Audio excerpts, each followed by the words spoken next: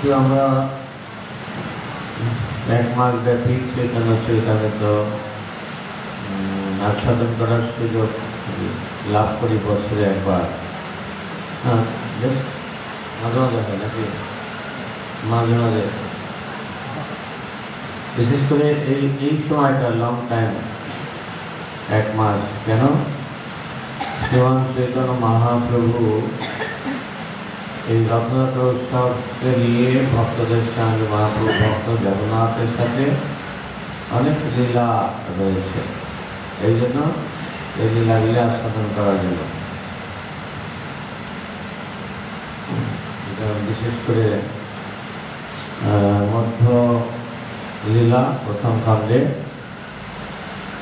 এবং দ্বিতীয় খণ্ডে বিশেষ বর্ণিত আছে। আমরা ধারাবাহিক করে যাচ্ছি। চৈতন্য মহাপ্রভুর আমরা রঘুনাথ দাসের দধিচিরা উৎসবে জন্য আমরা পড়েছি রঘুনাথের সাথে কীভাবে মহাপ্রভু মিলিত হলেন।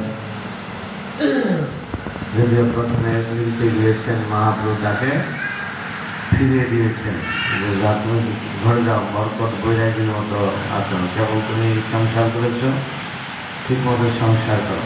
এইটা তার মনের কথা না, মহাপ্রভু কেন? শ্রীমান নিত্যানন্দ প্রভুর কৃপা না নিয়ে সরাসরি মহাপ্রভু আছেন।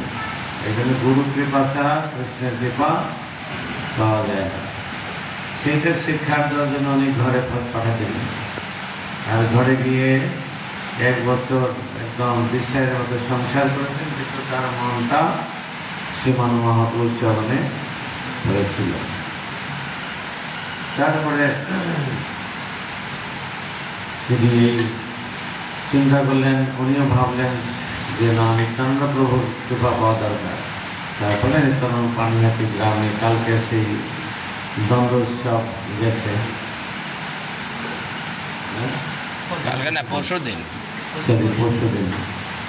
পরশুদিন দণ্ড উৎসব গেছে পানিহাটি গ্রামে, কলকাতায়। সেই দমদম স্টেশন কাছাকাছি বেশিক্ষণ নয়, কিন্তু 5-7 কিলোমিটার দূরে। এবং গঙ্গার তীরে সেখানে প্রকাণ্ড একটা বটগাছ আছে, বটগাছের নিচে পাশে আবার রাঘব পণ্ডিতের বাড়ি আছে। আপনারা কারা কারা গিয়েছেন সেখানে? হাত তোলেন।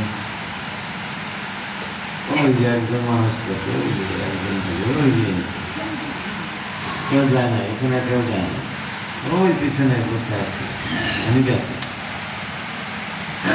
হাত তুলছে।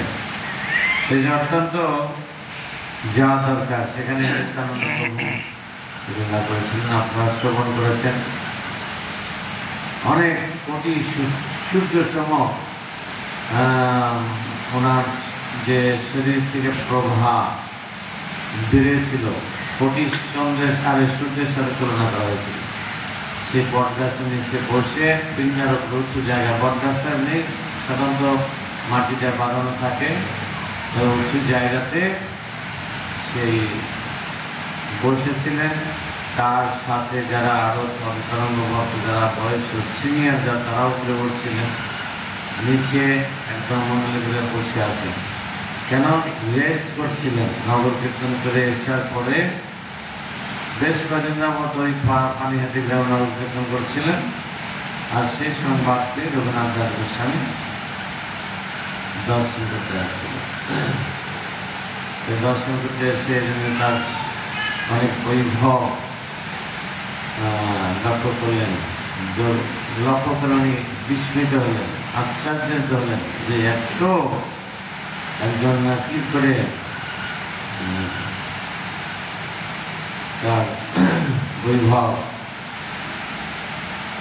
তারপরে নিত্যানন্দ শ্রীমানিত্যানন্দ সেবক বললেন যে রঘুনাথ দাস আপনাকে দণ্ডবত প্রণাম করছে। হ্যাঁ, রঘুনাথ দাস, কারণ ইতিমধ্যে এই সংবাদ হয়ে গেছে, মহারাষ্ট্রের সাথে সাক্ষাৎ করে আসছে, তার ছোটবেলাতে পরিণত হয়েছিল। সে অনেক, আর ধনী লোকের সবাই চিনে, গরিব মানুষের চিনে কয়জন? ধনী মানুষের চিনে। আর তার বাপ যেটা তো ধনী, একটুখানি ধনী ছিল না, সেখানে সাথে বর্ণনা করা আছে বলছে ইন্দ্র সম ঐশ্বর্য, ইন্দ্রের মতো, এবং একদম টাকার কথা বলতে বার্ষিক ইনকাম ছিল 20 লক্ষ স্বর্ণমুদ্রা। তারা কারণ জমিদার ছিল, জমিদারের কাজ ছিল প্রজাদের কাছ থেকে ট্যাক্স আদায় করে মূল রাজাকে জমা দেওয়া। আর সেটা 20 লক্ষ আদায় করতে হচ্ছে কি, জমা দিতে মাত্র 12 লক্ষ, 8 লক্ষ স্বর্ণমুদ্রা বছর, তাহলে আরো বেশি হচ্ছে বার্ষিক ইনকাম হচ্ছিল। অনেক ইনকাম, মানে তখন সব কিছু জিনিসের মানে টাকা না পয়সা হিসাবে পাওয়া যেত নাকি, 1 পয়সা 2 পয়সা হচ্ছে দুধ, এরকম চালের কেজি হয়তো আরো 8 আনা, আরো কম, আরো কম। এই সে তুলনায় তাহলে কত ঐশ্বর্য ছিল, এই জন্য সবাই চিনত তার। আর বাপ দেখার মিলে একজনই ছেলে, সে রঘুনাথ।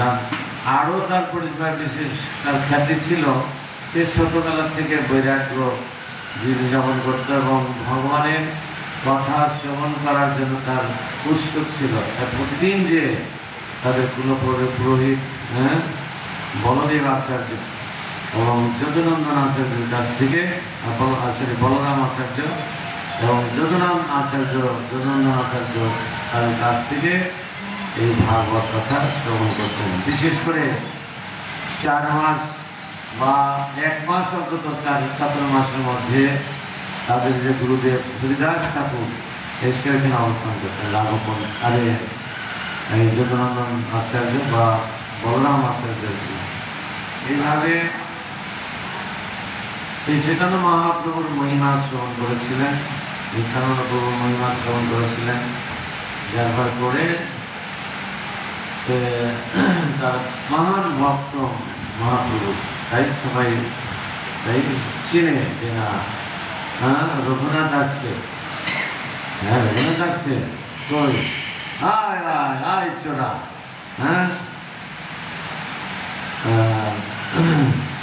আয় আয় চোরা। বহুদিন পরে তাদের মানে নিরীক্ষণ দর্শন করছি, আজ লাভ পাইয়াছি দণ্ডিব করিব দণ্ড, তোমাদের দণ্ডদান করে। সে দণ্ড আমরা বলছি যে দণ্ড উৎসব মানে মহাপ্রভু এমনই লীলাবিলাস করে গেছেন এই জগতে, সবটাই উৎসব, কীর্তন উৎসব, দণ্ড উৎসব, সব উৎসব। উৎসব মানে আনন্দ, আর আনন্দ ধরো সবাই মিলে সম্মিলিতভাবে আনন্দ করার নামে হচ্ছে উৎসব নাকি। সেই উৎসব যাওয়ার পরে আমরা ধারাবাহিকতা বেড়া কীর্তন, এই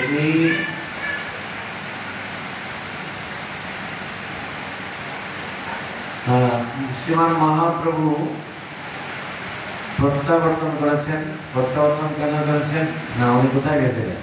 জগন্নাথ ছেড়ে। উনি 6 উনি যেহেতু এই 48 বছরের মধ্যে 24 বছর এই নবদ্বীপ লীলা করেছেন, আর 24 বছর যে পুরী ধাম দক্ষিণ ভারত সহ 24 বছর। 24 বছরের মধ্যে 6 বছর হচ্ছে গমনাগমন করতেন দক্ষিণ ভারত সহ, আর 18 বছর তিনি তার যখনই পরিধানে অবস্থান করছেন, নিত্য কর্ম ছিল মন্দির দর্শন করা, মন্দির পরিক্রমা করা, মঙ্গলারতি শুরু করে। আর থাকতেন কোথায়? কাশী মিশ্রের গৃহে। আপনারা যারা গিয়েছেন সেটা উপলব্ধি করতে পারবেন, যারা তারা গিয়েছেন এই জগন্নাথ দর্শনে। কিন্তু যেটা বললাম যে পানিহাটি অনেকে যায় না, যেহেতু কলকাতার মধ্যে যাবেন, তবে 100 গ্রামে নিত্যানন্দ প্রভুর আবির্ভাব স্থানে অনেকে গেছে। যাই হোক, সেই মহাপ্রভু প্রতিদিন সে মন্দির দর্শন করতেন, পরিক্রমা করতেন, মাঝে মাঝে কীর্তন দিতেন। যখন বিশেষ করে জগন্নাথের রথযাত্রার পূর্বেই মহাপ্রভু দক্ষিণ ভারত থেকে ফিরে আসতেন। ফিরে এসে কীভাবে রথ অনুষ্ঠান পরিচালনা হবে দৃষ্টি করতেন। আর এই বাংলা থেকে বিশেষ করে সেন শিবানন্দ সেন একাই এই 200 জনের একটা টিম, সবচেয়ে বড় টিম উনি নিয়ে গেছেন। এই সিলেটের আপনারা আর অনেক লীলা রয়েছে, সেটা সেটা বর্ণনা করা আছে। তাই যখনই মহাপ্রভু ভক্তদের আসার পূর্বেই জগন্নাথ মন্দিরে ফিরতেন, কারণ ফিরে বিশেষ করে ভক্তদের যত্ন, কীভাবে কোন ভক্ত কোথায় থাকবে, তার বাসস্থান কোথায়, কাশী মিশ্রের রাজা কাশী মিশ্রের কাছে বলতেন বা প্রতাপরুদ্র বলতেন কোথায় থাকবেন, কে কোথায় থাকবেন, কী রান্না, সব মহাপ্রভু যত্ন। এবং শুধু এখানে থাকার ব্যবস্থা না, একদম আসার গেট থেকে আমরা জানেন যে পুরীতে ঢোকার যে রাস্তা, দুইটাই রাস্তা, মানে একটা যেতে গেলে রাস্তা যদি বাইরে যেতে একদম মাসি বাড়ির ওইদিকে। এখন যদিও একটা বাইপাস রাস্তা হয়েছে এই নদীর এই সমুদ্রের পাড় যেতে, ওই দিকে একটা পাড়ে রাস্তা হয়েছে। তো আগে একটাই রাস্তা ছিল ঢুকার, সেই 18 নালা পরে প্রথমেই সেই পুরী ঢুকার রাস্তা, ওখান থেকে ভক্তরা বিশেষ করে মাসিবাড়ি ওখানে তারা ভক্তদেরকে ওই প্রথম গেটে মালা চন্দন নিয়ে তাদেরকে জগন্নাথের প্রসাদী মালা দিয়ে চন্দন দিয়ে অভ্যর্থনা করতেন, জানাতেন। তারপরে ভক্তরাও কী করতেন, অভ্যর্থনা পেয়ে ওখানে নিত্য কীর্তন করে সেখানে নরেন্দ্র সরোবরে যে স্নান করে মাথা মুন্ডন করে একদম পরিষ্কার হয়ে সরাসরি জগন্নাথ দর্শন না করে কোথায় যেতেন, মহাপ্রভুকে দর্শন করে যেতেন। মহাপ্রভু বললেন, আরে তোমরা সরাসরি মনে হচ্ছে সরাসরি আমার কাছে, হ্যাঁ তোমরা মন্দিরের দর্শন জগন্নাথ দর্শন করার আগে কেন এখানে আমাকে দর্শন করতে আসে? আগে তো জগন্নাথ দর্শন করে মন্দির দর্শন করছে তো না আমরা এখানে। মহাপ্রভু তাদের খুশি তার জানতেন, সেই জন্য মহাপ্রভু হচ্ছে সচল জগন্নাথ। হ্যাঁ, কথা বলতে পারে, ভাব বিনিময় করতে পারে।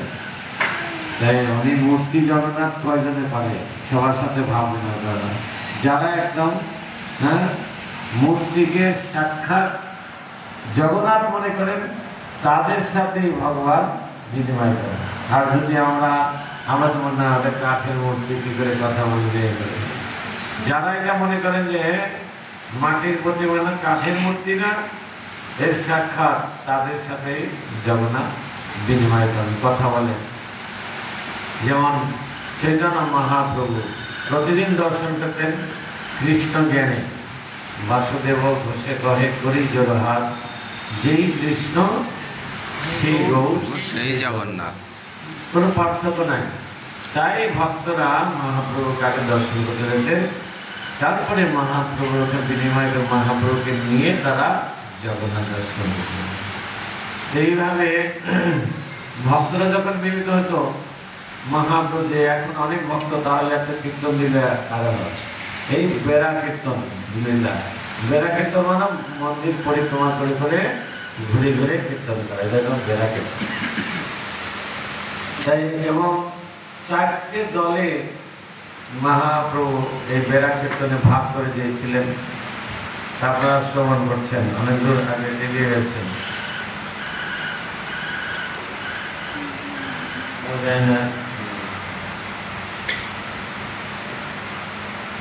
যে 4টে দলের মধ্যে যারা যারা গাওনে মানে গাইতে পারে তাদেরকে ওনারা গাইছেন, যারা নাম নৃত্য করতে পারে এখানে তাদের নাম উল্লেখ করা আছে।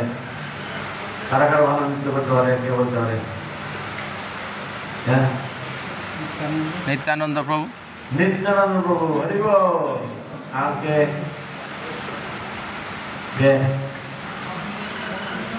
বক্রেশ্বর পণ্ডিত হরি বল। চারটা দলে চারজনের নাম বলতে হবে। অদ্বৈত আচার্য ঠাকুর হরি বল। আর কে? শ্রীবাস ঠাকুর। সেখানে আমরা পড়ে গেছেন, আমি তো এই জন্য জিজ্ঞেস করলাম। এক বাক্যে সবাই বলা উচিত, মনে রাখতে হবে। বক্রেশ্বর পণ্ডিত, অদ্বৈত আচার্য ঠাকুর এক টানা কত ঘন্টা? 36 ঘন্টা নন স্টপ নৃত্য করতে পারতেন। হ্যাঁ, 36 ঘন্টা এক টানা নন স্টপ নৃত্য করতে পারতেন বক্রেশ্বর পণ্ডিত। এই যারা এই চার দলের চারজন নৃত্য, এক দলে অদ্বৈত আচার্য ঠাকুর, এক দলে শ্রীবাস ঠাকুর, আর এক দলে হচ্ছে বক্রেশ্বর পণ্ডিত, আর এক দলে নিত্যানন্দ মহাপ্রভু। হ্যাঁ, নিত্যানন্দ মহাপ্রভু, নিত্যানন্দ প্রভু। নিত্যানন্দ তো নাচার মাস্টার। কারণ নিত্যানন্দ এমন নৃত্য করবে, মহাপ্রভু নাচার সাথে সাথে মহাপ্রভু অন্য যে কোনো জায়গায় অন্য জায়গায় থাকলে ওখানে উপস্থিত থাকে। হরে কৃষ্ণ। একই সাথে মহাপ্রভু 4 জায়গায় অবস্থান করে। নিত্যানন্দ নর্তনে নাচলেই, শ্রীবাস অঙ্গনে, আর কথায় সচির রন্ধনে, রাঘব ভবনে, সচির রন্ধনে, সচি মাতা রান্না করলেই ওইটা খাওয়ার জন্য মহাপ্রভু এসে উপস্থিত থাকে। আছে রাঘব ভবনে। রাঘব ভবনে উনি ভক্তিতেও আছেন এবং রাঘববাবু অনেক ভালো রান্না করতেন, এই জন্য ওখানে মহাপ্রভু এসে ভোজন করতেন। বিশেষ করে রাঘব পণ্ডিতের রঘুনাথ দাসের ইয়েতে আছে কাহিনীতে, সেখানে তার একটা বোন ছিল, নাম হচ্ছে দময়ন্তী। সে এত রান্না জানতেন, বিশেষ করে শুকনা আইটেম। মহাপ্রভু যে আমরা তো একদিন না, হ্যাঁ, অনেক দিন 3-4 মাস ভরে যাতে খেতে পারে। হ্যাঁ, শুকনা আইটেমের সন্দেশ, কাদা, খজা, এগুলা আরো অনেক আছে, সেখানে কিছু বর্ণনা করা আছে। আর ঝুলি ভর্তি করে, রাঘবের ঝুলি, এটা বর্ণনা করা আছে। এই ঝুলি মানে কি, মানে প্রসাদের প্যাকেট। আপনার ঝুলি বিশেষ করে এখনো পুরীতে যে তাল পাতা না ইয়ের পাতায়, শাল পাতা দিয়ে যে বানায়, বক্স বানায়, সেই বক্স এরকম ঝুলি, এরকম আরো বিশাল কয়েকজন লাগতো ঝুলিটা উঠাইতে ট্রেনের মধ্যে নিয়ে যেতেন বইয়ে। তারপর মহাপ্রভু কয়েক মাস ধরে সেই প্রসাদ আসন হয়ে গেছে। অনেক সুন্দর সুন্দর লীলা। কারণ মহাপ্রভু যে লীলা করেছেন সবারই আনন্দ উৎপাদন করে। হরিবল। কি দদাতি প্রতিগিন্নাতি গুচ্ছম মাখাতি তৃচ্ছতি ভুঙ্ক্তে ভোজতে শৈব সর্ববিধ ভক্তি প্রীতি লক্ষণ। অর্থাৎ দদাতি প্রতিগিন্নাতি, দান করবে, দান গ্রহণ করবে, তারপরে খাওয়াবে, নিজে খাবে, আর মনের কথা কারো কাছে বলতে হবে, শেয়ার করতে হবে, আর অন্য কথা শুনতে হবে। এই 6 প্রকার ভক্তি হচ্ছে আনন্দ উৎপাদন করে। বল, সেই ভক্তি শিক্ষা দেন মহাপ্রভু, যাতে আনন্দ শেয়ার না করলে কষ্ট হবে, শেয়ার করতে।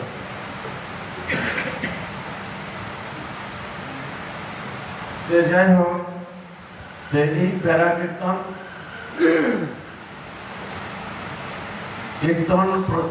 মানে এই যুগ ধর্ম, মানে সেই নাম সংকীর্তন প্রবর্তন করার জন্যই শ্রীমান চৈতন্য মহাপ্রভু এই জগতে আসছেন।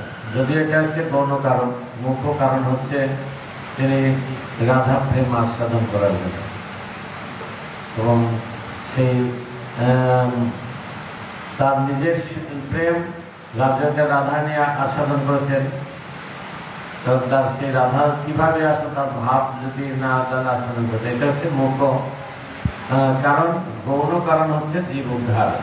জীব উদ্ধার হইলেও তা এমন জীব উদ্ধার করেছেন, হ্যাঁ, পাপী তাপী যত ছিল হরিনামে উদ্ধার হইল। এই সংকটন প্রবর্তন করেছেন এবং সবাইকে এই হরিনাম দিয়ে উদ্ধার করেছেন। তার সাক্ষী ব্যান্ড রেখেছেন কে? জগাই মাধাই। যেহেতু জগৎ অন্তকালে জগাই মাধাই। আর প্রভুপাদ বলছেন, হ্যাঁ, ওনার বক্তব্য থেকে আমি বলছি, মহাপ্রভু সবাইকে উদ্ধার করেছেন, যে মহাপুরুষ শক্তিতে আমিও অনেক জগাই মাধাই উদ্ধার করেছি। প্রভুপাদ বলছেন, হ্যাঁ, এমন কি আমরাও উদ্ধার হয়েছি। সেই জগাই মাধাই, হ্যাঁ, পুলিশ জগাই মাধাই হইতে মহিষে পাবিষ্ট, হ্যাঁ, পুলিশের পিঠ হইতে মহিষে লধিষ্ঠ। জগাই মাধাই এবং জগৎ ভরিয়া গেল জগাই মাধাই, সেখানে বলা করা আছে। তাহলে জগাই মাধাই যে জগৎ ভরিয়া সব জায়গায় জায়গাতে, আমি কি এর মধ্যে বাদ আসেনি? আপনারা অনেক মহান ভক্তরা আছেন, কিন্তু আমি তার মধ্যে আছি। এই জন্য এই সবাইকে উদ্ধার করেছেন হরিনাম দিয়ে। যত রকম কোনো পাত্র অপাত্র বিচার করে নাই, সবাইকে পাপ থেকে মুক্ত করে কৃষ্ণ প্রেম দান করছে। এটাই হচ্ছে কীর্তনের উদ্দেশ্য। এই জন্য এই হরিনাম সংকীর্তন এই অধ্যায় বিশেষ করে বিশেষভাবে কৃষ্ণদাস কবিরাজ গোস্বামী বর্ণনা করেছেন, ভাগবতমের শ্লোক তুলে ধরেছেন। আমরা বোর্ডে লেখা আছে কত নম্বর? 99। আমরা বেড়া কীর্তনের 93 পর্যন্ত করা হয়েছিল। 94 থেকে শুরু হবে নাকি?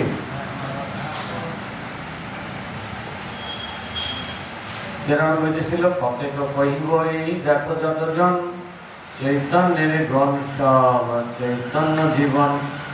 মানে এই যে ভক্তরা রথযাত্রার পূর্বেই মহাপ্রভু এসেছেন, আসার পরে সমস্ত বিভিন্ন জায়গা থেকে, বিশেষ করে বাংলা থেকে, ওড়িয়া গড়িয়া সব ভক্তরা আছেন, সবাইকে মহাপ্রভু আর এই লীলা দর্শন করছেন কে? প্রতাপরুদ্র রাজা, প্রতাপরুদ্র রাজা দেখতেন। আজকে 94 রাজা কহে, কেন রাজা দেখছেন? রাজা তার মন্ত্রী রামানন্দ রায়ের কাছ থেকে এই মহাপ্রভুর মহিমা শ্রবণ করেছিলেন। শ্রবণ করার পরে মহাপ্রভু তারপর তো উনি চাকরি ছেড়ে দিলেন রামানন্দ রায়। আর রামানন্দ রায়কে ছিল, রামানন্দ রায় যিনি হচ্ছিলেন কৃষ্ণলীলার ললিতা সখী, ঠিক আছে? আর স্বরূপ দামোদর হচ্ছে সুবল শাখা। তো এই সেই রামানন্দ রায়ের কাছে উনি চাকরি ছেড়ে চলে আসতেন। বলছে বাবা এত বড়, যিনি রাজা ধরতে গেলে, হ্যাঁ, মেন সেক্রেটারি বা মন্ত্রী রামানন্দ রায়, তো সেই এত বড় চাকরি পেয়ে, সরকারি চাকরি পেয়ে যে চাকরি চলে যায়, তার কিরকম আকর্ষণ। আর তার মহিমা শ্রবণ করছিলেন। যে রাজাও সেই মহাপ্রভুর দর্শন পাওয়ার জন্য ব্যাকুল হয়েছিলেন। ইতিপূর্বে সার্বভৌম ভট্টাচার্যকে উদ্ধার করলেন, উদ্ধার করে তাকে বিশেষ করে শরৎভূষ মূর্তি দর্শন করেছিলেন। এখন যিনি ব্রহ্মবাদী ছিল, তৎকালীন সবচেয়ে বড় পণ্ডিত ছিল সার্বভৌম ভট্টাচার্য, তাকে উদ্ধার করলেন। উদ্ধার করে মহাপ্রভুর ভক্ত, তাই প্রতাপরুদ্র এসে সার্বভৌম ভট্টাচার্যের সাথে প্রথম দেখা হইল। তো মহাপ্রভু দর্শন করতে আসছি আমি। কিন্তু উনি তো এখন নাই, উনি দক্ষিণ ভারতে গেছে। বলছে রাজা বলে জানে সবাই আসে জগন্নাথ দর্শন করার জন্য, আর উনি দক্ষিণ ভারতে গেছেন, এটা কেমন কথা? বলছে না, উনি তো স্বতন্ত্র ঈশ্বর। হ্যাঁ, ঈশ্বর। উনি অবাক হয়ে গেছেন যে সার্বভৌম ভট্টাচার্য নিজে, যে তৎকালীন ওনার কারে মানে ছিল না, তো উনি বলছেন হচ্ছে স্বতন্ত্র ঈশ্বর। তখন প্রতাপগড় রাজার আরো সেই দর্শন করার জন্য উৎকণ্ঠতা বেড়ে গেল। কেন? উনি এতদিন মনে করছিলেন একজন মহাপুরুষ, বা ওনার মধ্যে কি পাওয়ার রয়েছে, শক্তি আছে, সবাই এমনকি আমার মেইন প্রধান মানে রাজকর্মচারী, সে চাকরি ছেড়ে চলে গেল তার দর্শন করার জন্য। তারপরে যখন মহাবীর যদিও পরবর্তীতে রায়নামন্ডল অনেকদিন পর্যন্ত পূর্ণ বেতন দিত চাকরি হওয়ার পরে। যাই হোক, যখন উনিও বলেন যে আপনি যখন বলছেন, আমি আর কোনো দ্বিধা না করে আমি এক বাক্যে ওনাকে ভগবান বলে, তাহলে আরো উৎকণ্ঠা বেড়ে যাবে না যাবে দর্শন করার জন্য। তারপরে ভক্তরা আসলো, রথদান হচ্ছে।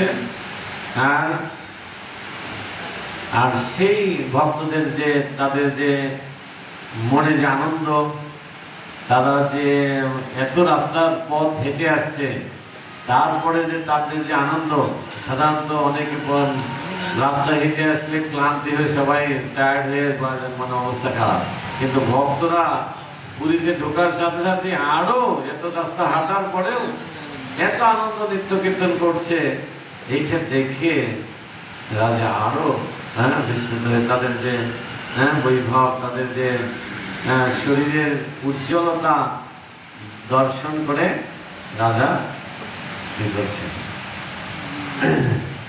94 শ্লোক থেকে রাজা কহে, দেখি মোরে হইল চমৎকার, বৈষ্ণবের হইছে তেজ দেখি নাহি আর। বাবা, বৈষ্ণবের এত তেজ, এত শক্তি, তারা কি করে পারে? বাবা, অনেকে দেখবেন না আসতে যখন কীর্তন করে বাইরের লোক তাকায় থাকে, বাবা এরা এরা এই নিরামিষ খেয়ে এত নাচে কি করে? আমরা তো বাবা এত প্রপাত বলছেন যে এই নিরামিষ মধ্যে শক্তি, আর নিরামিষ তো না, ভক্তরা খায় প্রসাদ, প্রসাদের শক্তি তার রয়েছে না। হ্যাঁ, প্রপাত বলছেন যে বাঘ সে কি খায়? মাংস খায়। কতটুকু দৌড়াইতে পারবে? আপয়া সে যদি খালি দৌড়ায়, কিন্তু একটু দৌড়ায় সে আপয়া হয়ে যায়। তো যারা শক্তি, সেটা হাতি, সে কত শক্তিশালী। ঘোড়া সে হাঁস মাংস খায়, হর্স পাওয়ার, ঘোড়ার এত শক্তিশালী দৌড়াইতে থাকে, মাত্র একটু খায়। সেই জন্য এভাবে বলছেন। যাই হোক, এই বৈষ্ণবের তেজ দেখে রাজা অত্যন্ত তিনি আশ্চর্যিত হয়েছেন, চমৎকৃত হয়েছেন। বাবা,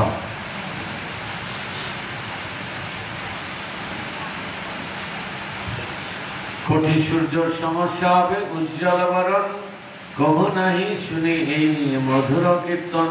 আর এই যে কীর্তন করছে, এই মধুর কীর্তন, আর আমি করিলেন সঙ্গে তাদের অঙ্গকান্তি কোটি সূর্যের মতো উজ্জ্বল, পূর্বে এরকম মধুর কীর্তনও আমি কখনো শুনিনি। তাই প্রভুপাদ একটু তাৎপর্য করেছেন এখানে সুন্দর একটু একটি শুদ্ধ, এটি হচ্ছে শুদ্ধ ভক্তের লক্ষণ। শুদ্ধ ভক্তরা সূর্যের মতো উজ্জ্বল এবং তাদের সংকীর্তন অপূর্ব মধুর। বহু পেশাদারী কীর্তনীয় যারা নানা সুরে, নানা রকম বাদ্যযন্ত্র দিয়ে, নানা রকম কেরামতি দেখিয়ে সংকীর্তন করতে পারে, তাদের কীর্তন শুদ্ধ ভক্তদের কীর্তনের মধ্যে আকর্ষণ, সংকীর্তনের মতো আকর্ষণীয় নয়। কোনো ভক্ত যদি নিষ্ঠা ভরে বৈষ্ণব আচরণ অনুশীলন করেন, তাহলে স্বাভাবিকভাবে তার অঙ্গকান্তি আকর্ষণীয় ভাবে উজ্জ্বল হবে এবং তার কণ্ঠে ভগবানের দিব্য নাম কীর্তন অত্যন্ত মধুর হবে। নিঃস্বার মঞ্চে মানুষ এই কীর্তনের প্রতি আকৃষ্ট হবে। শ্রী চৈতন্য মহাপ্রভু এবং শ্রীকৃষ্ণ লীলাবিলাস বিষয়ক নাটকও ভক্তদের মধ্যস্থ করা উচিত। এই ধরনের নাটক অচিরেই দর্শকদের হৃদয়ে উৎসাহের সঞ্চার করবে এবং তার পূর্ণ প্রভাব বিস্তার করবে। আন্তর্জাতিক কৃষ্ণ ভাগবত সংঘের ভক্তরা এই দুটি বিষয়ে সচেতন হওয়া উচিত এবং শ্রী চৈতন্য মহাপ্রভুর মহিমা প্রচার করার জন্য সেগুলি প্রয়োগ করা উচিত। প্রভুপাদ নির্দেশ দিলেন, যখনই ভক্ত কিছু একত্রিত হবে তখনই হরিনাম সংকীর্তন করবে আর নাটকও করবে। নাটকের মাধ্যমে মানুষ সব বুঝতে পারে। তার মহাপ্রভুর পার্শ্ববৃন্দ নাটক করেছেন ধারাবাহিক। আমাদের পরমারাধ্য গুরু মহারাজ ওনারে আছেন, বই লিখেছেন নাটকের কলির দুঃস্বপ্ন, নিজে কলির অভিনয় করেছেন গুরু মহারাজ। পরম্পরা ধরে আমরা করেছি, আমি করেছি কলির অভিনয়। যাই হোক, এখন দেখছি, এটা জানতাম না যে ভক্তদের করা উচিত, করছি। সেই জন্য ভক্তরা আনন্দ পায়। আমাদের সব জায়গাতেই এই দুটি, শুধু তা না, ভক্তরা যারা ছোট বাচ্চা মেয়েরা তারা নৃত্য করে, কোনো প্রফেশনাল নৃত্যকার না, কিন্তু যখন নাচে মনে হয়, কারণ ওরা তো বৈকুণ্ঠের থেকে আগে শিখে আছে ভগবানের সাথে নাচতো, এত সুন্দর তারা নৃত্য করে। তারপরে প্রত্যেক জায়গায় নাটক হয়, ভক্তরা কোনো প্রফেশনাল তার নাট্যকার না, কিন্তু তারা সুন্দর এই অভিনয় করে তারা মানুষকে কৃষ্ণ প্রচার করে। সেটাই প্রপাত মসজিদে করা উচিত। এখানে প্রত্যেকটা শ্লোকে অত্যন্ত ঐছে প্রেম, ঐছে নৃত্য, ঐছে হরিধ্বনি, কাহা নাই দেখি ঐছে, কাহা নাই শুনি। বাবা, এত প্রেম, এত নৃত্য, এত হরিধ্বনি আমি আর কোনদিন শুনি। রাজা একদম চমকিত হয়ে চোখ বড় বড় হয়ে গেল। বাবা, হরি বল, হরি বল, হরি বল, হরি বল, হরি বল।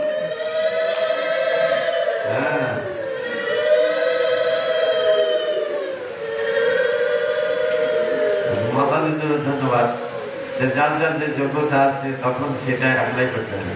গৌরা হরি ধরে দিতে মাতারা উলুধ্বনি দিতে হবে। আবার অনেকে বেতাল করে, মানে কি, যেমন দরকার নাই, এসে দেখবেন পাঠ চলতেছে, কীর্তন চলতেছে, ভগবান দর্শন, এটা জানে যে এখন ভগবানের কথা হচ্ছে, ওই সময় দিবেন না, বুঝতে পারছেন? এই যে এখন একদম ঠিক মতো সময় দিয়েছেন, ওরা উচিতই করছে, আমরা এটা মনে রাখতে হবে। কিন্তু ভগবান দর্শনের না উলুধ্বনি দিতে হয়, মন্দির দর্শন করে ভগবানকে, পাঠ চলছে আমাদের বা কীর্তন চলছে, একবার দেখবেন ডিস্টার্ব হবে। ধন্যবাদ। ভট্টাচার্য কহে মধুর বচন, চৈতন্যের সৃষ্টি এই প্রেম সংকীর্তন। কে ভট্টাচার্য?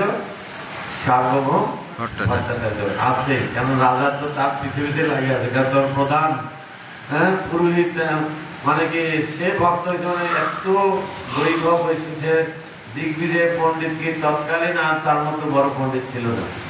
সে আমার মহাপ্রভু দলে আছে, তারই ধরছে না, উনি পারবে আমাকে মহাপ্রভুর দর্শন করতে। চলুন যাই, ভক্তরা আসবে, গেটে আসছে তখন একদম বিল্ডিং এর উপর উঠে, দক্ষিণ তলায় উঠে দর্শন করছে। বলছে এই যে হরিনাম, এটা মহাপ্রভু আমাদের শিখিয়েছে, মহাপ্রভু সব ভক্তদের শিখিয়েছে। এই জন্য এটা চৈতন্যের সৃষ্টি, চৈতন্য মহাপ্রভু সৃষ্টি করেছেন, উনি প্রবর্তক। এই যে হরিনাম সংকীর্তন, উনি সেখানে প্রবর্তন, নিজে আচরণ করে শিক্ষা, নিজে কীর্তন করেছেন, নৃত্য করেছেন। হ্যাঁ, মহাপ্রভু বলছেন যুগ ধর্ম প্রবর্তাই নাম সংকীর্তন, চারি ভাবে ভক্তি দিয়া নাচাই ভগবান। শুধু আমি এখানে নাচছি না, সারা পৃথিবীর মানুষকে নাচাবো।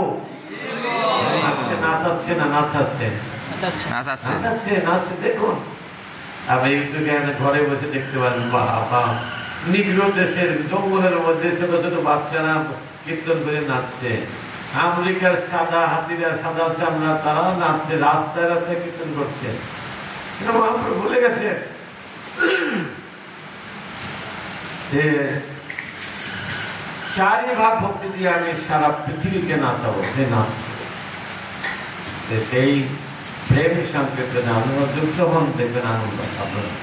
বলছে মহাপুরুষ শিখিয়েছেন, তবে সেটা এই যুগ ধর্ম প্রবর্তন করেছে। ওনার সৃষ্টি বলছেন, চৈতন্যের সৃষ্টি এই প্রেম সংকীর্তন।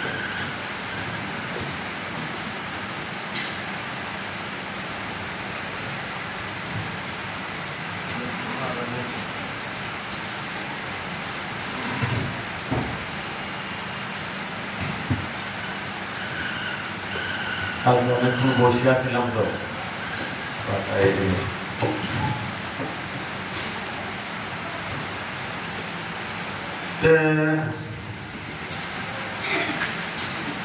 অবতরী চৈতন্য কইল ধর্ম প্রচারণ, কলিকালে ধর্ম কৃষ্ণ নাম সংকীর্তন। এই যে কীর্তন আপনি শুনবেন কি করে? এতদিন আমরা তো মহাপ্রভু এটা প্রবর্তন করেছেন, মহাপ্রভু এটা নিজে করছেন, ওনার সৃষ্টি।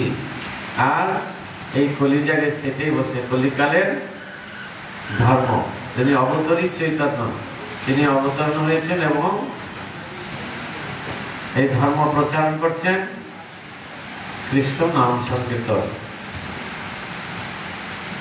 আর এটা সাধারণ প্রশ্ন, এটা যজ্ঞ।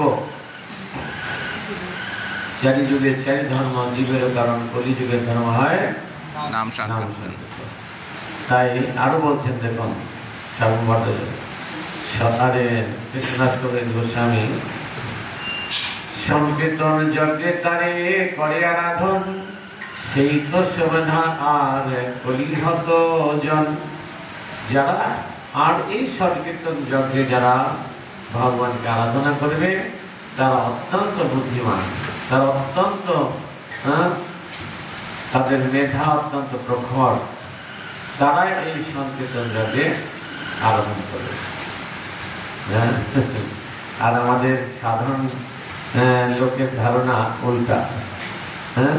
যারা হরিনাম করতে এটা ভাবুক, এটা লেখাপড়িতে যায় না বা এরা শাস্ত্র জ্ঞান নেই, এই যে তারা ভাবুকের মতো নাচছে আর গাইছে। যেটা সার্বভৌম ভট্টাচার্য মহাপ্রভুকে শিক্ষা দিয়েছে, মহাপ্রভুকে আরে সার্বভৌম ভট্টাচার্য উদ্ধার করেন মহাপ্রভু এই সংকীর্তন করে যখন প্রথম উনি ভাবান্তর হয়ে, বিশেষ করে ওনার একদম বাড়ির সামনে উঠানের সামনে পড়ে গেছিল। তখন সন্ন্যাসী নবীন সন্ন্যাসী, তার শরীর দিয়ে এরকম তেল বেরোচ্ছে, একদম মূর্ছা গেছে, মুখ দিয়ে ফেনা বেরোচ্ছে, অস্ত্রশাস্ত্রে বিকার হয়েছে। তার সার্বভৌম ভট্টাচার্যের যেহেতু পণ্ডিত, তাকে সেই পাণ্ডিত্য শিক্ষার জন্য অনেক ছাত্র ছিল, তোলে পড়াশোনা করতে। সবাই দৌড়ে কি শব্দ হইলো, ধুম করে পড়ে গেছে, সবাই দৌড়ে এসে দেখে একজন লোক পড়ে আছে, এত সুন্দর চেহারা, তার শরীরে তেজ বেরোচ্ছে, কিন্তু অজ্ঞান হয়ে কি হবে, তারা দৌড়ে গিয়ে ভট্টাচার্যের খবর দিয়েছে।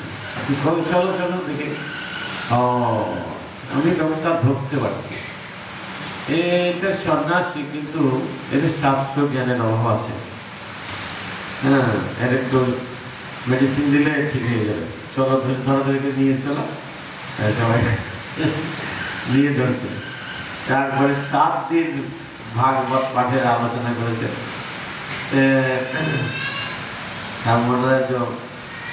বলছেন আর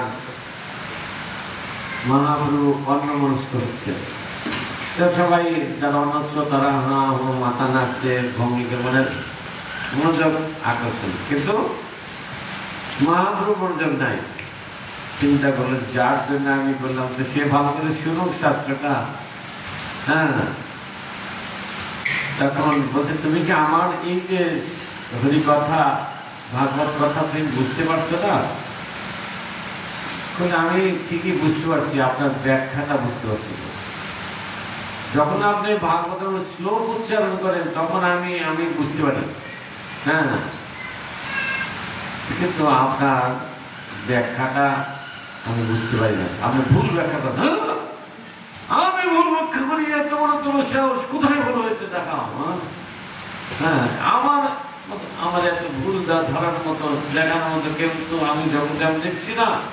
তুমি নবীন সাহেবের আমার তখন এই 7 দিন যে শ্লোক পড়ে গেছিল ভাগবতম সম্মুক্ত, হ্যাঁ, অনর্গল বলছে এবং কোথায় ভুলেতে ভুলটা ধরে দিয়েছে। তখন সাধারণ বা গ্রামীণ সব এই যে শ্লোক পড়ে গেছে কি করে মনে রাখতে পারলো না? ওনার থেকে তো সমস্ত স্মৃতি জ্ঞান সমস্ত প্রকাশিত হয় ভগবান থেকে। সেই জন্য উনির মধ্যে তো শাস্ত্র, উনি নিজেও বেদ শাস্ত্র ছিল, উনি বলতে পারবেন না। তখন সার্বভৌমের দামে সাধারণ মানুষ নেই বলতেছে, আর তখনই সার্বভৌম একদম দণ্ডবত মনোযোগ নিবেদন করছে, আমি সাধারণ মানুষ না, সাক্ষাৎ নারায়ণ। তাই সাক্ষাৎ নারায়ণ না, উনি সর্বভুজ রূপ দর্শন করেছিলেন সার্বভৌম ভট্টাচার্যের। উনি সেই রাম এক হাতে ধনুকধারী, ধনুক ধনুক 2 হাতে, আর হাতে হচ্ছে বাসি কৃষ্ণের, আর উনি চৈতন্য মহাপ্রভু এক হাতে কমণ্ডল। উনি দেখালেন যে এই সর্বভুজ রূপ এই সার্বভৌমকে দর্শন করে। তখন থেকে আত্মসমর্পণ করলে এবং সমস্ত মহাপ্রভুদের এইভাবে, তাই উনি বিশেষভাবে ওই কথাগুলি কৃষ্ণদাস কবিরাজ গোস্বামী সার্বভৌম কথাগুলি কৃষ্ণদাস কবিরাজ গোস্বামী লিপিবদ্ধ করেছেন যে সংকীর্তন যজ্ঞে যে আরাধনা করে সে অত্যন্ত সুমেধা। বড় বড় এই সুমেধা ব্যক্তিরাই, আর যারা এই জগতের মানুষ যারা মূর্খ, হ্যাঁ, তারা নিজেকে বুদ্ধিমান মনে করে, তারা মনে করে এরা হচ্ছে বেকার, এরা ভাবুক, এরা জ্ঞান নাই, শাস্ত্রীয় নাই, পড়াশোনা জানে না, এইসব।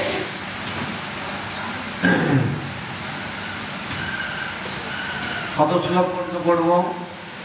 ইয়ের রসিকতা দেবো 112 পর্যন্ত।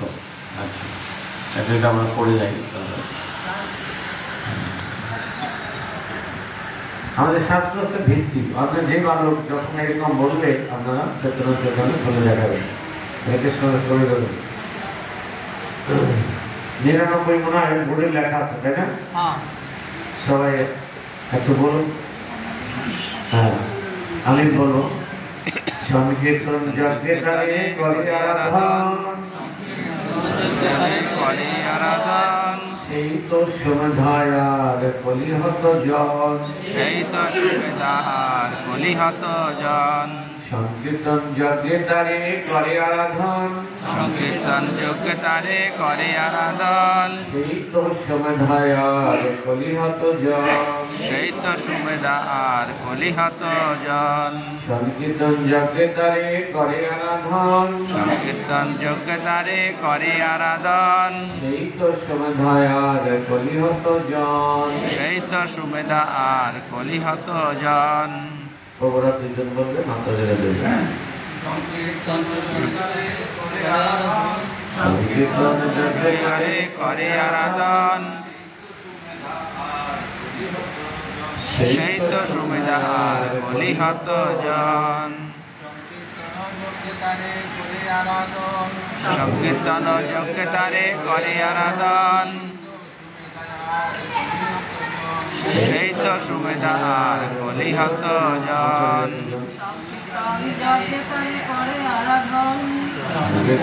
যজ্ঞে তারে করে আরাধন,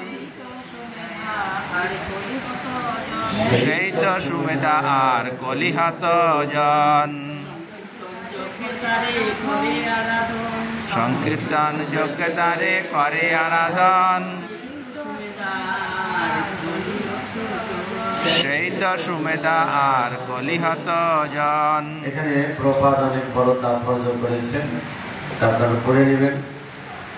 তাহলে আমরা জানলাম যে যারা আমরা যদিও সংকীর্তন যজ্ঞে আরাধনা করতে পারছি না, অন্তত প্র্যাকটিস করছি, বা আপনারা অনেকে করছেন, আমার কথা বলছি যে এই প্র্যাকটিস করছি এই জন্য আমরা মূর্খ না, অন্তত মেধা একটু আছে নাকি শাস্ত্রের দৃষ্টান্তে, সেই জন্য আরো এখানে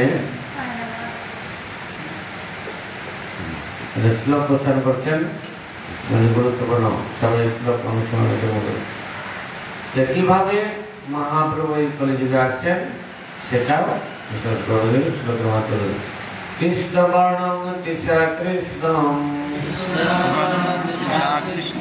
সঙ্গ উপাঙ্গয়স্য পার্শ্বদম যজ্ঞৈ সংকীর্তন প্রায় যজন্তি সুমেধসা। সবাই আমার গুণবার্তা বলবেন যে পরমেশ্বর ভগবান কৃষ্ণ নিরন্তর উচ্চারণ করেন কলিযুগের বুদ্ধিমান মানুষেরা উপাসনার নিমিত্ত সমবেত ভাবে নাম সংকীর্তন করে থাকেন, যদিও তার গাত্রবর্ণ কৃষ্ণ নয়, তবু তিনি কৃষ্ণ, তিনি সর্বদা তার পার্শ্ব সেবক সংকীর্তন রূপ অস্ত্র ও ঘনিষ্ঠ সহচর পরিবৃত থাকেন।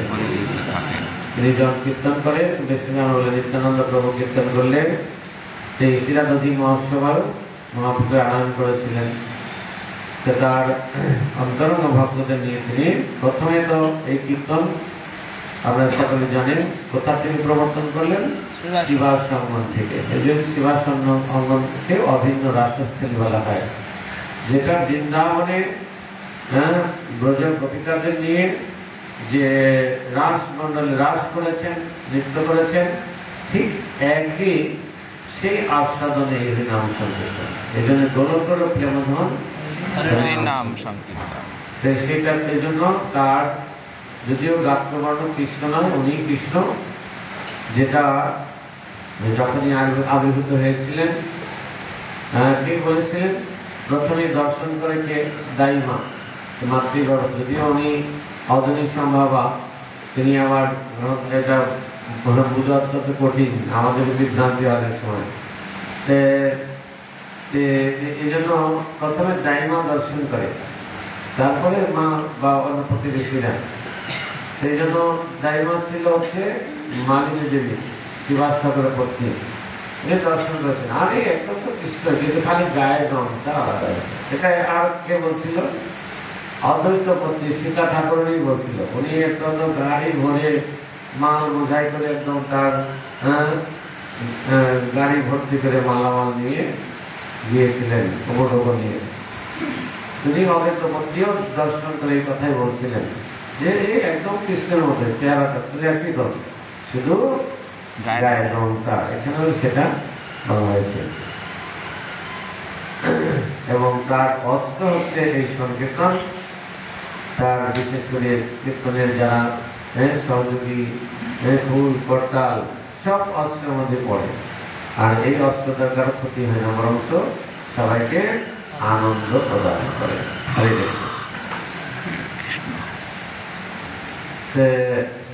রাজা কহে শাস্ত্র প্রমাণে চৈতন্য হন কৃষ্ণ, তবে জ্ঞানী পণ্ডিত সব তাহাতে বিকৃষ্ণ। আমাদের কথাগুলি বলছেন, বলছেন আচ্ছা শাস্ত্রে আপনিও পণ্ডিত ব্যক্তি নিজে বলছেন সেই চৈতন্য হচ্ছে কৃষ্ণ, তবে পণ্ডিতরা যারা আছে জাগতিক পণ্ডিত তারা কেন এত বিতৃষ্ণ, তারা মেনে নিতে পারে না কেন? যে এখন ভক্ত কহে তার কৃপা লেশ হয় যারে, সেই সে তাহারে কৃষ্ণ করি লইতে পারে।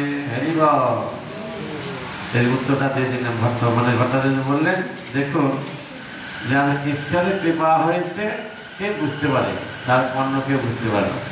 ঈশ্বরের কৃপালে সহিত যাহারে সেই সে ঈশ্বর প্রাপ্ত বুঝিতে পারে। জানিবারে তার। ঈশ্বরকে কেউ বুঝতে পারে না। তখনও কৃষ্ণ অনেক বৈভব দেখাইছেন, কত অসুর নিধন করেছেন। এই লীলায় তো চৈতন্য মহাপ্রভু তেমন ঐশ্বর্য প্রকাশ করেন নাই, মাঝে মাঝে দেখিয়েছেন। কিন্তু কৃষ্ণ লীলায় একদম শিশু অবস্থা থেকে তার ঐশ্বর্য প্রকাশ করেছেন। কত নানান রাক্ষসী জন্মেছেন, 3 দিনের শিশু, অগাসুর, বকাসুর, চিনাবর্তসুর, কত সুনিধান করেছেন। তারপরে কয়জন বুঝতে, তার মধ্যে বিশেষ করে শিশুপাল, দন্তব্রক্ত, তারা কৃষ্ণকে বুঝতে পারেন। এবং একই পরিবারের মধ্যে বিশেষ করে যদুকুলে কৃষ্ণ আবির্ভূত হলেন, কিন্তু পাণ্ডবরা বুঝতে পারলে কিন্তু দুর্যোধনরা বুঝতে পারলেন, তারা ভাই না, তার সব করলেন না। এই জন্য ঈশ্বরের কৃপালে হয়তো জানে যে ভগবান যদি তাকে কৃপা করে জানান, তারাও এমনকি ভগবানকে যারা বেশি জেনেছে তারা যদি জানায় তাহলে কি সহজ কথা। প্রপাত বলছেন, প্রপাত নিজেই বলছেন, যখন বিদেশিরা তো প্র্যাকটিক্যালে বিশ্বাসী, বাস্তবে তারা ভগবানকে বলছে, আপনি যে ভগবান ভগবান করছেন, আপনি ভগবান দেখেছেন? আমরা হচ্ছে বিজ্ঞানী, আমরা বাস্তবে এক্সপেরিমেন্ট করে আমরা যেটা প্র্যাকটিক্যাল প্রমাণ করি সেটা মেনে নেই। আপনি দেখাতে পারেন আমাদেরকে? প্রবাদ বলে, হ্যাঁ, আমি ভগবানকে দেখেছি, আমি ভগবানকে খাওয়াই, আমি ভগবানকে ঘুম পাড়াই, আমাদের দেখাতে পারেন? হ্যাঁ, অবশ্যই দেখান। তোমার চক্ষু অপারেশন করতে হবে। হ্যাঁ, সে কি বলছেন? আমি এই কিছুদিন আগে চক্ষু বিশেষজ্ঞ দিয়ে অপারেশন করে আমার চক্ষু এখন ভালো, আমি হাতের লোমের গোড়া পর্যন্ত দেখতে পারি। বলছে এই অপারেশন আমার কাছে আরো সূক্ষ্ম, ওদের কাছে কি সূক্ষ্ম অস্ত্র আছে, আমার কাছে তীক্ষ্ণ একদম সূক্ষ্ম অস্ত্র আছে, তাতে অপারেশন করলে তুমি ঠিকই বলছি। একদম কাটাকাটা মনে হয়, তাই? হ্যাঁ, কি করতে হবে? যেমন ডাক্তার কখনো রোগীকে যদি অপারেশন করতে নেয়, সাথে সাথে অপারেশন করে দেয় না, আগে ট্যাবলেট খাওয়ায়, ওষুধ দেয়, ইঞ্জেকশন দেয়, এসব দিয়ে উপযোগী করে। বলছে না, এখন বলছে 1-7 দিন আবার পরীক্ষা করে, দেখে কি আছে, তার রক্তের কত টেস্ট করে, তারপরে এই জন্য সাথে সাথে অপারেশন করবে। তুমি আগে ট্রিটমেন্ট গুলো নাও, তারপরে অপারেশন উপযোগী হও, তারপরে তো তুমি দেখতে পাবে অপারেশন করবো। তাই ঠিক আছে, কি করতে হবে? প্রবাদের তো গ্রন্থ, তুমি ভগবত গীতা নাও, জপের মালা দিয়ে দে, জপ করো, করতে করতে দেখবে তোমার যে ভালো লাগে, মনে করছো মেডিসিনের কাজ করছে, বোঝা, তাহলে অপারেশন থাকতে হবে। দিয়ে কদিন 1 সপ্তাহ পরে আসছে, আমার কিরকম কেমন লাগছে? ভালোই লাগছে। এটা পড়ো, দেখলো যে আরো ভালো লাগবে, গ্রন্থ ভালো করে মনোযোগ দিয়ে পড়ো। আর জপ করলে ভগবানের দিব্য নাম, যেই নাম শ্রীকৃষ্ণ, ভালো লাগবে না কার? সবারই ভালো লাগে, হরিনাম মতো মাথা ভালো লাগছে তো, হ্যাঁ, তো তাহলে কাজ করছে, মেডিসিনে কাজ করবে, অপারেশন সাকসেস হবে, কোনো চিন্তা করবে না। এইভাবে প্রভুপাদ অনেক একদম বৈজ্ঞানিক ব্যাখ্যা দিয়ে, যুক্তির দিক দেখিয়ে বড় বড় বৈজ্ঞানিকদের, দার্শনিকদের, প্রভুপাদের চরণ কমলে আশ্রয় দিয়েছে। তারাও তাদেরকেও ভগবানকে দর্শন করেছেন। তারা শুধু দর্শন না, তাদেরকে এরকম ভগবানের বিগ্রহ প্রতিষ্ঠা করে বলছেন যে এইভাবে আমাদের এই যত জলচক্ষু দিয়ে ভগবানকে দেখা যাবে না। সেই জন্য 3 রূপে এই কলিযুগে ভগবান অবতীর্ণ হয়েছেন। দিব্য নাম রূপে হরে কৃষ্ণ কৃষ্ণ কৃষ্ণ হরে হরে, হরে রাম রাম রাম হরে হরে। নাম রূপে, কলিকালে কৃষ্ণ অবতার নাম রূপে। আর কি রূপে? শব্দ ব্রহ্ম রূপে, এই শাস্ত্র রূপে। বিশেষ করে 3টা শাস্ত্রকে বৈষ্ণব আচার্যগণ সে অনুমোদন করেছেন: শ্রীমদ্ ভগবদ গীতা, শ্রীমদ্ ভাগবতম এবং চৈতন্য চরিতামৃত, 3টা গ্রন্থ। সেই জন্য অনুগামী শাস্ত্র যেগুলো আছে সেগুলিও শব্দ ব্রহ্ম। এই জন্য এই শব্দ ব্রহ্ম তাহলে নাম রূপে আর শব্দ ব্রহ্ম রূপে। নাম ব্রহ্ম রূপে, শব্দ ব্রহ্ম। আর একটা হচ্ছে জাগো ব্রহ্ম রূপে, মানে অর্চা বিগ্রহ রূপে। হরে কৃষ্ণ। সেই জন্য এই 3 রূপে ভগবান অবতীর্ণ হয়েছেন। সেই জন্য প্রভুপাদ তাদেরকে এই 3টা রূপে গ্রন্থ তুলে নিজে কয়েক ঘন্টা ঘুমিয়ে প্রণয়ন করে সবাইকে গ্রন্থ দিয়েছেন। তারা গ্রন্থ পড়ার বিদেশিরা আমাদের থেকে অনেক বেশি, তারা গ্রন্থ অধ্যয়ন অনেক এগিয়ে। নামও আমরা ছোটবেলা থেকে শুনেছি, এদের আমাদের তেমন বিশ্বাস নাই। আর প্রভুপাদ তাদেরকে সেই যখন বিশ্বাস স্থাপন করে, তারা এমন পাগলের মতো যা করছে যে না, এই নামের মধ্যে সেই আস্বাদন করছে।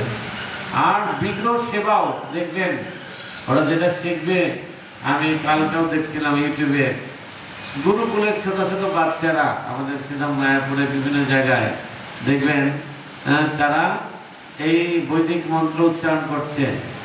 বিদেশি বাচ্চারা, দেশি বিদেশি সব মিলে, ছোট ছোট বাচ্চারা, একদম ছোট শিশু বাচ্চারা, তারা এত সুন্দর করে উচ্চারণ করছেন। আমাদের যেমন এই যে এই আজকে স্নানযাত্রা, যাই হোক আমি স্নানযাত্রা সম্পর্কে বলি, যারা বিশেষভাবে অন্তরঙ্গ আপনারা যারা শুনছেন, আর ওইখানে আবার বলবো, ঠিক আছে? আমি এখানেই 12 পর্যন্ত পড়ে যেতে হবে না, তারপরে সরি আমি 9টার মধ্যে শেষ করবো। আমি কোথায় বলছি আমি কিন্তু 9টা পর্যন্ত পড়বো, আগের চেয়ে যেহেতু দর্শন আগে তো আগে দিতে হবে, নাহলে 9টা পর্যন্ত ভালো পাঠ, নাহলে তাড়াহুড়া করো, শুনবে না কেউ 9টা পর্যন্ত। তা আজকে বিশেষ তিথি, এদের সবাই জানবেন। আজকে আমি সম্পর্কে কিছু বলবো দর্শন, আমি এখানে পড়ে যাচ্ছি। রাজা কহে চৈতন্য হন কৃষ্ণ, তবে কেন পণ্ডিত সব তাহাতে বিশ্লেষ। ভট্ট কহে তাহা কৃপা লেশ হয় যাহারে, সেই তারে কৃষ্ণ করি লইতে পারে। তার কৃষ্ণ লইতে পারে, যার তার কৃপা হয়েছে। তাৎপর্য আছে, পড়ে নেবেন, অনেক সুন্দর বোঝানোর জন্য ছিল প্রভুপাদ। তার কৃপা নহে যারে, পণ্ডিত নহে কেনে, দেখিলে শুনিলে হো তারে ঈশ্বর না মানে। তার কৃপা যার হয়েছে না, সে পণ্ডিত কেন? জ্বর বড় পণ্ডিত বুঝতে পারবে।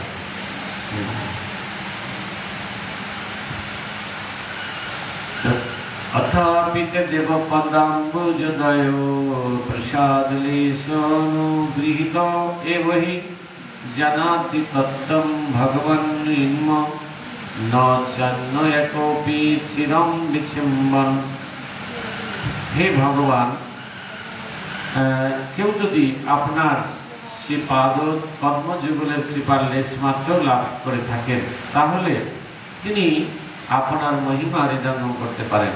কিন্তু যারা আপনার মহিমার সম্বন্ধে জল্পনা করে, তারা দীর্ঘকাল বেদ অধ্যয়ন করেও আপনাকে জানতে পারে না। এটাকে ভিত্তি করে দেন কৃষ্ণনাথ প্রভু। এটা কিসের শ্লোক উল্লেখ করে নাই? ভাগবতের শ্লোক 10, 14, 29 থেকে উদ্ধৃত দিয়ে এটা ভিত্তিকে আরো স্থাপন করলেন যে কেউ যদি ভগবান, সে ভাগবতমে আছে চতুষ্কুমারেরা আর ব্রহ্মবাদী ছিল, যখনই ভগবানের সেই প্রণাম করেছে, সে চরণ যুগলে সেই ভগবানের তুলসীর ঘ্রাণ শুনে তাদের হৃদয় পরিবর্তন হয়ে গেছে, তাই ভগবানকে। সেরকম রাজা কহে সবে জগন্নাথ না দেখিয়া, চৈতন্যের বাসা গৃহে চলিলা ধাইয়া। রাজা কথা বলে আমি আগে বলছি, তারা সরাসরি জগন্নাথ দর্শন না করে তারা রাজা যাচ্ছে। ভক্ত কহে এই তো স্বাভাবিক প্রেমঋত, মহাপ্রভু মিলিবারে উৎকণ্ঠিত চিত্ত। এই লাগে ভক্ত দর্শন। এই জন্য অনেকে করে কি সে ভগবানকে দর্শন করে না, আগে প্রভুপাদকে দর্শন করতে হবে, প্রভুপাদের কৃপা নিয়ে ভগবানকে দর্শন করতে হবে। হরে কৃষ্ণ।